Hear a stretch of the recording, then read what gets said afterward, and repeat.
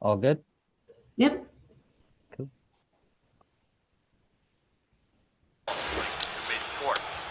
So what's your column about this week? Actually, I'm doing it about the Knicks, so it's good that we're watching it. Yeah. Interesting. Would you like to bounce some ideas off of us? Talk about it, huh?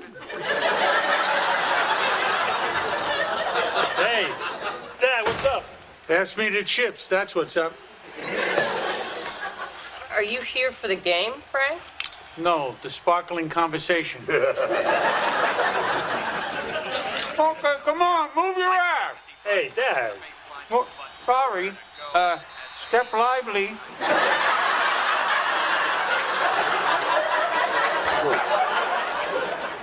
Come on, get it. Jump, jump. What's she waiting for something to come out of the oven? No, Frank. Ray and I are watching a basketball game together. Oh, what do you do?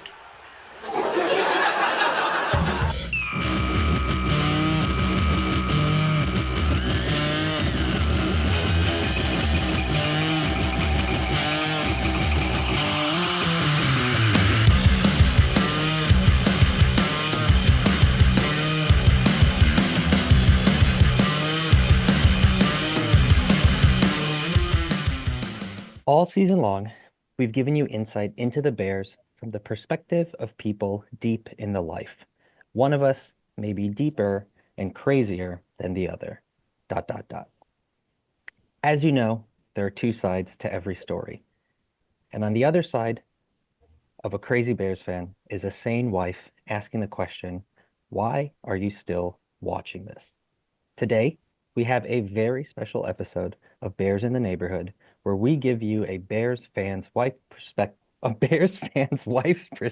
jeez, of what it's like to watch someone they love, watch the team they love, and continue to torture themselves, all for love.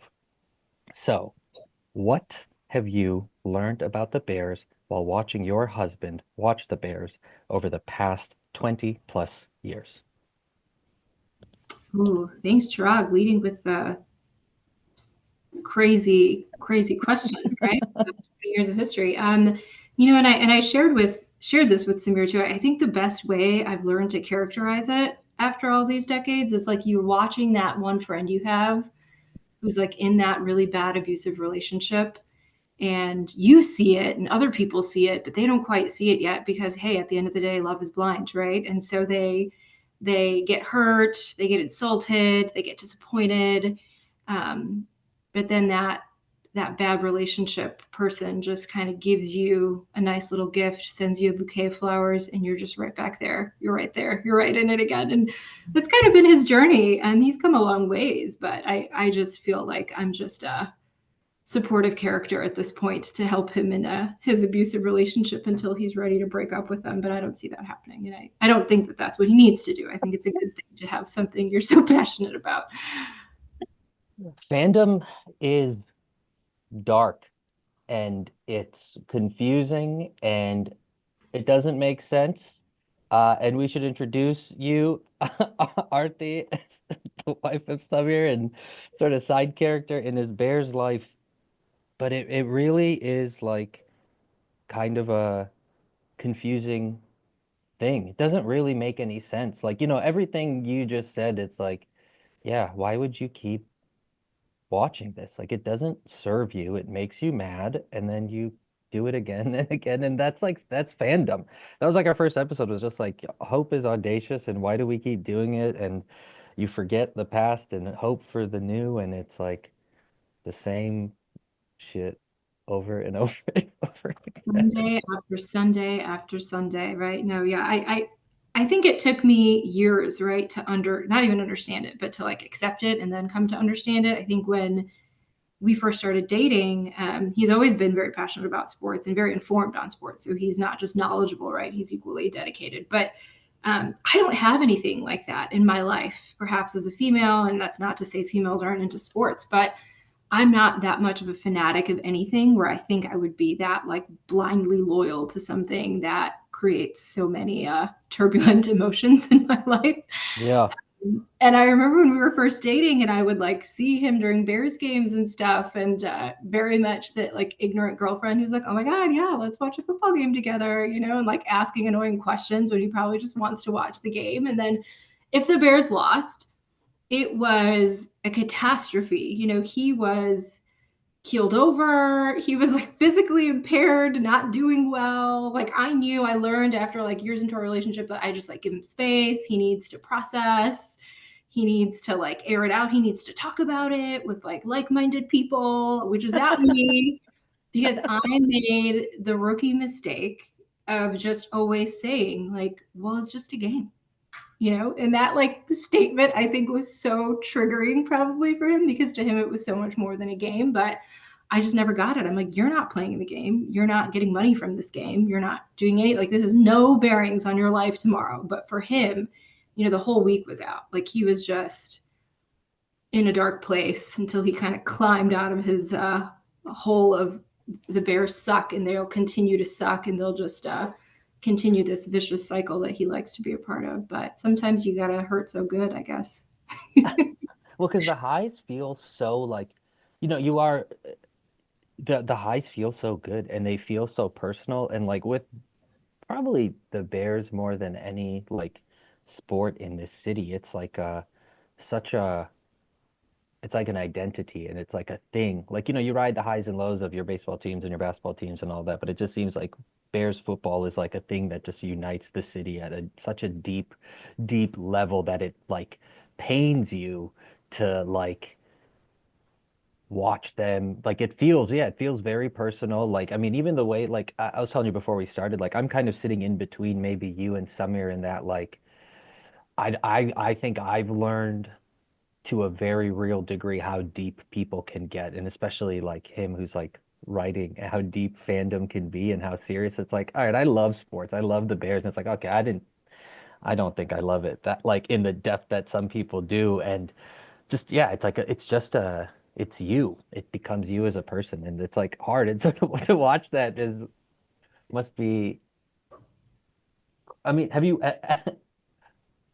did you never caught the bug at any point in time, like watching someone be so deeply caught up to be like, you know what, I wanna drink that Kool-Aid and be a part of that. No, no. You mean the poison? No thanks. Kool-Aid Yeah. can be sweet and so can poison, I guess. No, I didn't, because like I said, I just never saw the draw, right? Like not, and it's not that I don't like sports. I mean, growing up in Chicago, Michael Jordan era, right? Like I watched basketball growing up with my family, and certainly was a flavor of the day for me at that time. But I still never was that invested, because for me, I was like able to separate. I'm not doing this. This isn't my purpose. I'm not contributing to this in any way besides being a fan, which still matters. I think I became more informed as time went on in our relationship, because it was such a big part of his life, and any supportive partner, right? Like even if I don't understand his reactions to games and his investment in them, like I support him and I love him and I want to be there for that, not necessarily do that, right? So it was like that was my line of separation. Like I'm never going to be that invested, but I now accept and understand why you are, and that's okay. Like leaving out his like Cheers. his toys that he likes, his like blanket that he likes. When you see that the Bears are down like 20 in the second quarter, you're like, okay, we're gonna Yeah. make the meal that he really likes today. Yeah. We're gonna sit the kids down. It's like, listen, nobody's gonna ask him about the game. We're just going to show him that we are here for him and we care for him. I mean, yeah, it's like what I tell my kids, we're like, do you need a hug? Are you okay? Like that's kind of like the level we've reached of providing physical, emotional support. Like, do you need a hug? But no, I think he's come a long ways in the sense of like keeping his loyalties, staying super informed, and being an advocate for sports. But then also, you know, life happens as you get older and priorities shift. And I've seen that change in him over time, where it's like back in the day, like, you know, our schedule revolved around when the Bears game was, right? Like, oh, we can't go visit so-and-so that day, or we can't do this that day, or not to schedule anything, because it would probably create a little bit of friction between us of like, you know, he'd still comply and be a good husband, but you know, there'd be some eyes past, some evil looks probably thrown my way. And some crosstalk we'd have to like schedule around the Bears. But now it's like, you know, that's like the shift, the tangible shift I can see where it doesn't have to be that, right? Now he writes for them and does the podcast with you. So there's kind of different implications of why he wants to watch the game. But before it was like, well, they're truly the world stops on those 3 hours because we got to watch the Bears game. So, and I never understood that. I was like, okay, well, won't you just like see the score later and see if we got to do this? I mean, I get that you have to see it, but for him, that's like his passion, right? And so I now realize, like, saying this out loud, that I was like trying to him, it probably seemed like I was like trying to block him from something that he's super passionate about, which probably isn't very cool. So. Well, I think there's just, I mean, the way football's set up too. I mean, you know, they're playing on so many days now, but like there is something still very sacred about Sunday. Like even for me, like I really enjoy like having football on the television from the moment it starts. And if they're playing in London or in Europe, that means it's starting at 8:30 in the morning. It's just on the TV, and then there's a noon game and a 3 game and a 7, and it's just like there is something special about football on a Sunday. And one of my friends said like the worst thing anything could do to him is make him do something on a Sunday. And I think that's just like sort of the one, just because Sundays are nice to be relaxing, but there is just something really special about that. And yeah, it's, you know, obviously life and responsibilities change up what you got to do on a Sunday, but you know, I think it's nice to understand what people need and want. But yeah, it's fandom's crazy as shit. It really makes you do some insane ass stuff. Yeah. And I think, you know, what you said about Sunday and football, I mean, it's not like a Samir thing. It's an American thing, right? It's like ingrained in the culture here, that is kind of what you do during the winter when people are like mostly hibernating anyway, is just like watch good sports and watch football. It doesn't even matter if it's your team or not, right? So for Samir, his love of football extends beyond the Bears, and that's kind of how you know it's not just like fandom loyalty, but he just really likes sports. Yeah. Man, you know, sometimes when I listen to like we have a little group thread, and like there's sometimes like the it just keeps reminding me how much, like, having done this podcast and started it and being like I'm watching the Bears in such a different way now than I have. Like I would just kind of watch it to watch it, but now, you know, I'm trying to watch individual players and like through Samir's eyes, like see what different people on the offensive line are doing and why people aren't blocking us, all this other shit. And like we have a group chat and there's just like, yeah, I'm really just, it's it's so interesting to me, just the depth that people will go and how, like, yeah, you just learn that there's just people out there that care a lot, and it's a really beautiful thing. And like, yeah, it just means a lot, you know, it just means a lot to a lot of people. Yeah. I'm always impressed with, like, you know, and I guess it's anything people are really knowledgeable about. Like, how do you have space in your brain for this kind of like factoid information that he has, or any of these people about players that aren't even on your team and stats? And like, you know, I think the strategy part of it is pretty neat to think, like, when I hear him talk about it. But yeah, as like a wife and a partner, I'm like, oh, so you remember all of that, but like, remember something I very clearly thought I communicated to you yesterday about like our child's schedule today or something, you know? Can And I it's make a suggestion? If you put on a helmet and had a football in your hand, and while you were telling him what your kid needed to do and what they, and then threw a yeah, football and said it, I guarantee you it would be remembered. Maybe you need to change the uniform yeah, you have. yeah. No, it's like a point well taken, I think. Like something that would be so like if like if there was a way, and they probably already put subliminal messages in sports already, but if there was a way for like you to get like subliminal messages snuck into a Bears football game, you could probably make Samir do basically anything and everything you needed him to do. Just like snuck in, you'd like come home and he'd be like, had the whole house would have been clean. You're like, what the hell? This is amazing. It's like, I don't know. I Yeah, just felt like motivated after this game. I know they lost, but I feel amazing. And then it's just, you have been yeah. No, I like PSA to all the wives out there. Let's find a way. Let's find a way. I mean, this, you know, it Add sounds, that into the commercials, you know, dinner needs to be made. Look at Caleb Williams. Caleb Williams making dinner, and then somehow they connect the two messages. And Well, it does sound like it's a good way to men to express and emote, you know? You're saying like he just wants to express and feel, and it's like, we don't want to talk about stuff, but maybe sports is the way to like finally get the dudes to open up about their That feelings. is so true. I never even thought about it from that angle of like how men or those who are sports fanatics, and I'm stereotyping your species here, but for a lack of being able to vocalize how you feel, it doesn't seem to be an issue sometimes when sports are around. I mean, perhaps it's not as articulate as like the grunts and the curse words I hear sometimes that come out, but it is interesting to see like, they're like he's willing to talk about that instead of being like shelled up and like, anytime anyone faces conflict or something uncomfortable, naturally people may not want to do that. But with Yeah. sports, it's kind of not like that. So it's like therapeutic, right? To like talk about it, or he,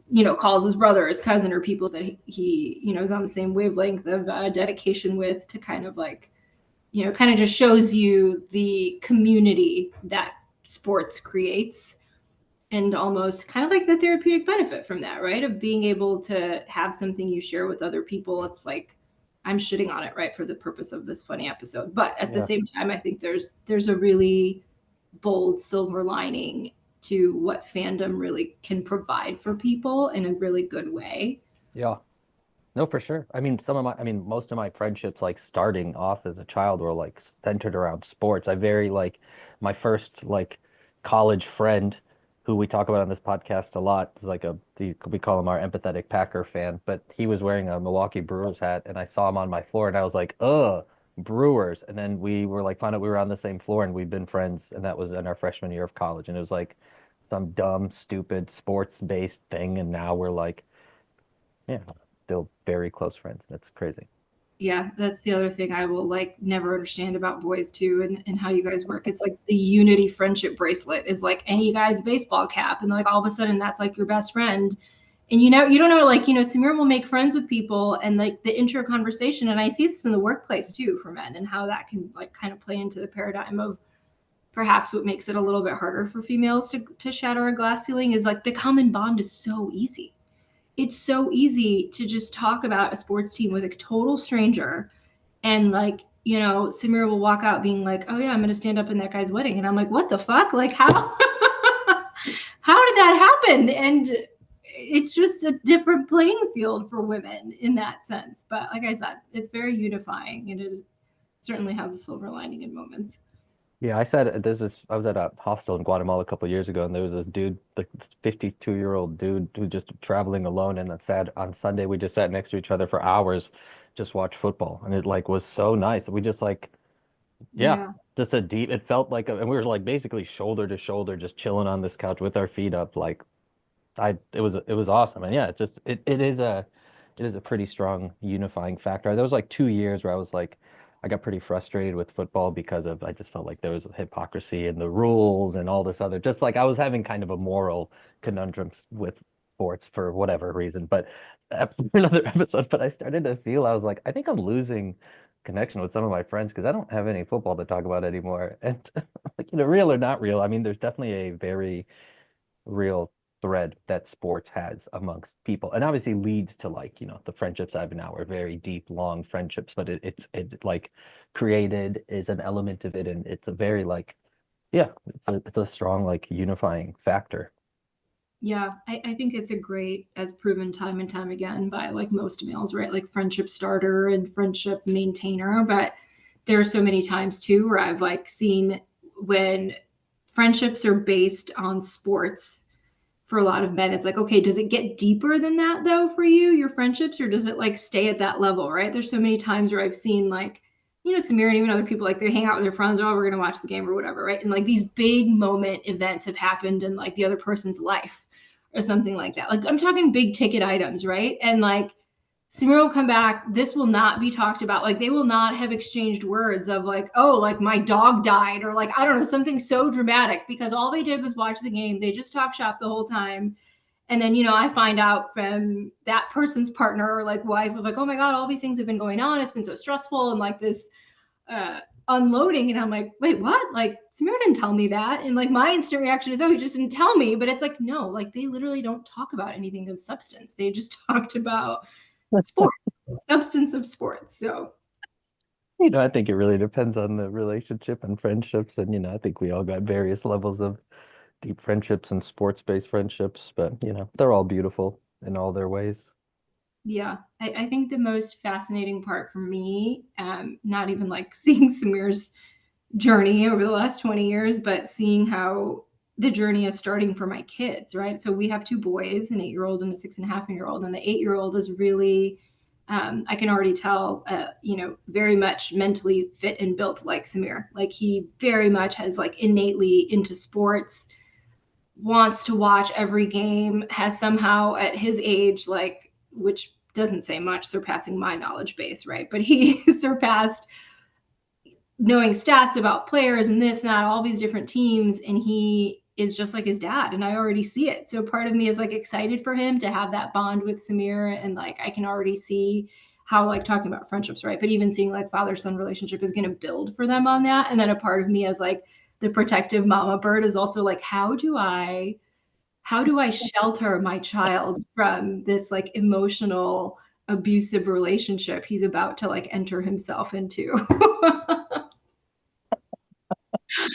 Good From luck with that. Yeah. Do I be the wet blanket and not allow him to be a Bears fan? Or do I like, cater it and just again play supporting actress role?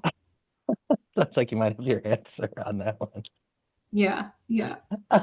Okay, so as we close this episode, any final messages you have for those partners out there watching their partner go through the ups and downs and chaos of sports fandom? Oh gosh. Ending and starting with a loaded question, I guess. I don't know that it would be advice, but I think my lessons learned are just be there. Just try to understand it. You don't have to accept it, but just understand that they're on their journey, that will have ebbs and flows. And if they're a fan of the Bears and have had a hideous season, and just when you think that your partner's about to exit that abusive relationship and then have a sweet victory against the Packers, to just reel them right back in for next season. You just gotta roll with the punches. And I'm so proud of Samir because he's turned knowledge into purpose and into passion with the way he is channeling his work now, and not just being like a crazy dude on the couch on Sundays swearing at the TV. So I'm proud of his growth journey. But to all the wives out there, I hear you, I see you in their solidarity, and let's start working on those subliminal messages. Awesome. Well, thank you so much for being on and sharing your side of the story. Uh, for Arti, this is Chirag. We're the Bears in the Neighborhood. Thank y'all so much, and we'll catch y'all next week. Bye. Thanks, Chad.